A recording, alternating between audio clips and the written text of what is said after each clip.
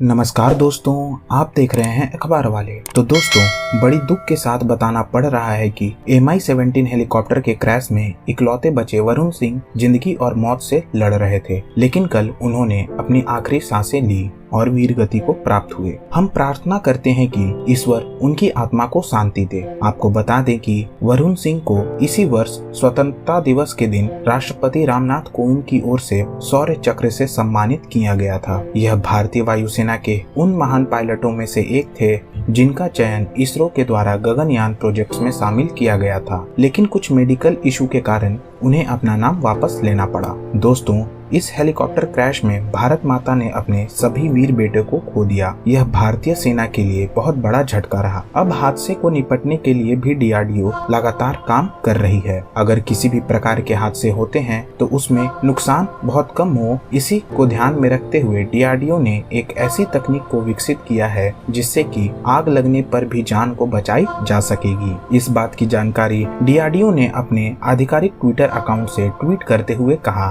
कि आग से लड़ने के लिए स्वदेशी मैगजीन फायर फाइटिंग सिस्टम को CEES यानी centre of fire explosive and environment के द्वारा विकसित किया गया है। इस सिस्टम से आग लगे हुए क्षेत्र में आसानी से प्रवेश कर सकते हैं और किसी की भी जान बचा सकते हैं। अब बात करते हैं इस सूट के बारे में। तो यह सूट पूर्णतः स्वदेशी है और इसका निर्माण भारत में ही किया गया है। यह सूट अत्याधुनिक तकनीक पर बनाया गया है जिससे फायर फाइटर पहनकर 2.5 मिनट तक आग लगे हुए क्षेत्र में रह सकते हैं और एक बड़े ऑपरेशन को कामयाब बना सकते हैं। आपको सुनने में 2.5 मिनट बहुत कम लगेगा, लेकिन इतना समय काफी होता है कि जब आप कोई भी क्रिटिकल ऑपरेशन को अंजाम दे रहे हैं। यह सूट इतना अत्याधुनिक है कि अमेरिका का फायर फाइटिंग सूट 4971 स्टैंडर्ड और यूरोप के EN 4969 स्टैंडर्ड को भी पीछे छोड़ दिया है। वहीं भारत का यह फायर फाइटिंग सूट अमेरिका और यूरोप के फायर फाइटिंग सूट स्टैंडर्ड से भी बेहद सस्ता है।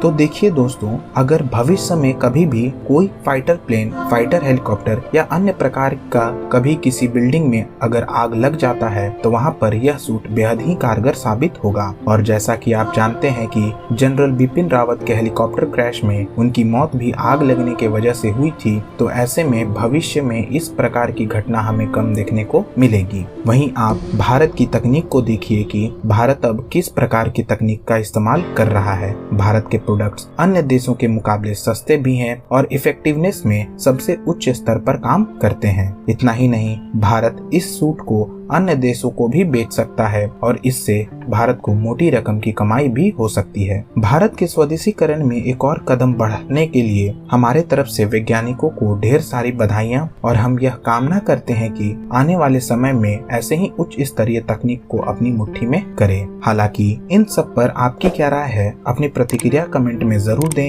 वीडियो पसंद आई है तो लाइक करें, शेयर करें और सब्सक्राइब करें। धन्यवाद।